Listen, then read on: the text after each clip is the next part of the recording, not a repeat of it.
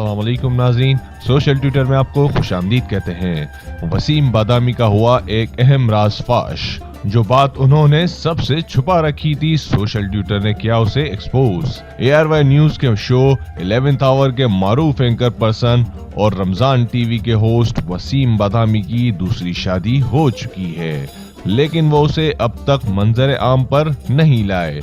जराए के मुताबिक आमिर लियाकत की तरह वसीम बादामी ने भी 2 या 2.5 साल पहले निकाह कर लिया है, लेकिन उसे मंजर आम पर नहीं लाए।